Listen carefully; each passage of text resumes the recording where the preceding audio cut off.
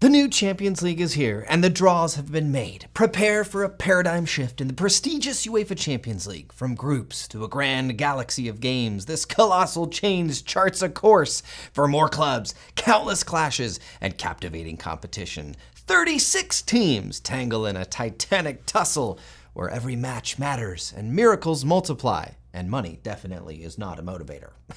Buckle up for old Bick Ear's boldest transformation yet. Let's talk about the new UEFA Champions League format. If you're like me, you saw the draw today and you were thinking, what is this? This is weird. Where are the groups? I want groups. But there are no more groups. Instead, there are leagues. And this is now not the group phase. It is the league phase. And so I'm going to unpack this brand new format in the UEFA Champions League, and we will look at what this means for each team involved. So let's jump in. There's 7 big changes that we need to go over. Now, the first one is, like I just said, there is now a league phase instead of a group phase. This includes 36 teams. So instead of 32 divided by 8, that makes 4. So there were 8 groups before. Now there are leagues. It's just one big league. And there are 36 teams in this league. So think of it as like it's the Champions League, so I guess it makes sense. But think of it as a big Premier League. You know, Premier League has 20 teams. This is now a big league with 36 teams. There is a single league format instead of 8 groups. Each team plays 8 matches against different opponents. So each team is going to play 8 different teams. You don't play 2 teams, or you don't play 4 teams twice. You play 8 different teams, which in my opinion is kind of cool. It's kind of a cool little change. We'll get to see more teams play each other, more teams coming to different stadiums that probably never would have happened before, or it just would take a lot longer. So as we already know, there were 4 seeding pots to determine opponents. Now, how do teams make it through? Qualification, this is the second change. The top 8 teams, after those 8 league games have been played by each team, the top 8 teams advance directly to round of 16. So they kind of get this bye week, if you will, or a bye round where they don't have to play until the round of 16. That is going to be a coveted position because then you will need less games, less taxing on your teams. The teams finishing 9th through 24th enter playoffs, and the bottom 8 teams, teams 25th and below, are eliminated. Actually, I think that's the bottom 12, is it? I think it's the bottom 12 teams are eliminated. I thought it went by 8, so I was wrong. Now, on to the knockout phase. Playoffs, 9th through 16th teams are seeded versus 17th through 24th. The winners of each one of those matches will join the top 8 in the round of 16. Existing format now will continue to the final. So after that, you basically, it's the same. So the round of 16 on, it's the same format as before.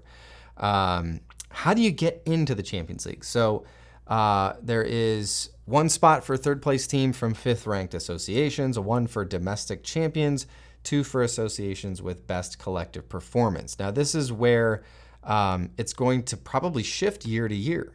For example, the English Premier League, they might not have 4 slots every year. So that's going to shift, and it's going to be interesting. We might be, rooting for other English teams if you're an English Premier League fan.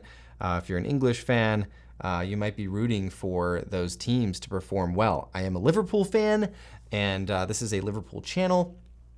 And so, hey, if we're sitting in 4th place, hopefully not, or hopefully a little higher, we might be sweating a little bit if, the English Premier League is set to lose one of those places. So, calendar matches start here in mid to late September, all the way through January.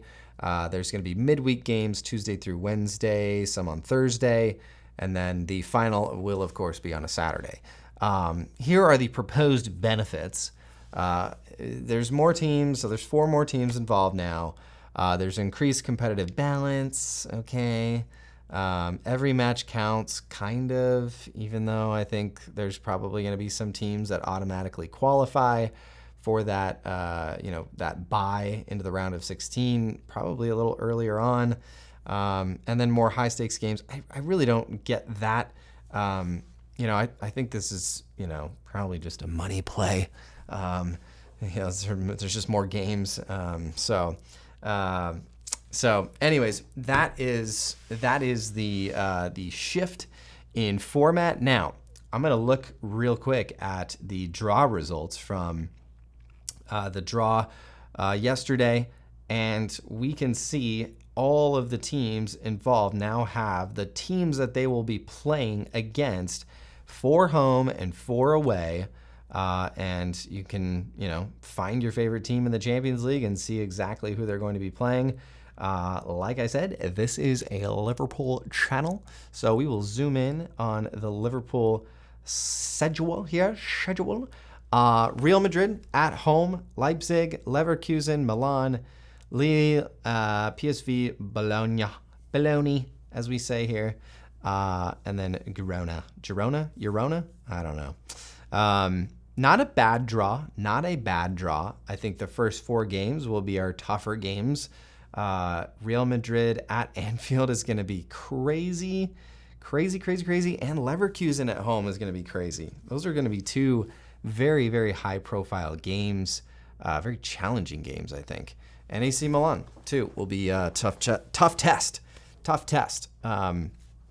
So what would it take for Liverpool to, let's just take Liverpool, whether you're a Liverpool fan or not, let's just take Liverpool as an example. What would it take Liverpool to get out of the league phase into the round of 16? So let's say Liverpool struggle early on, but they squeak in to the playoffs. Well, they would squeak in, let's say they're, the 14th ranked team. They would go up against, let me see if I can do my math right. They would go up against the 19th ranked team, and they would have to play kind of a single elimination.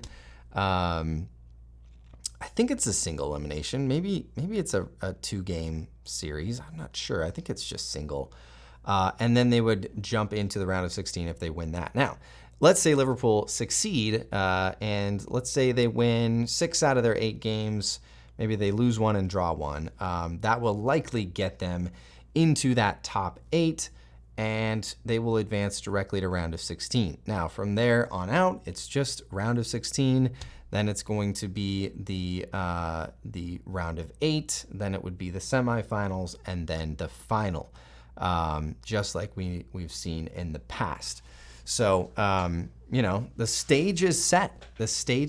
They'll get to see Real Madrid, who I'm guessing will be the favorites in this tournament with Mbappe and all of their other firepower. They'll get to see them early on, which I think will be advantageous if we need to go up against them later on in the tournament. And Leverkusen as well might be another team that we might see later on in the tournament. So I think it's advantageous that Liverpool gets to see 2 of those very strong teams, both at home, which I think is good. Hopefully is good. Anfield gives us that extra boost against 2 of the best teams in our schedule. But it remains to be seen. But I kind of like this new format. I didn't dislike the group stages in the old way of doing things, but I do kind of like this, that we get to see 8 different teams in our Champions League journey, as it were. I don't love that there's 2 or 3 extra games in the schedule.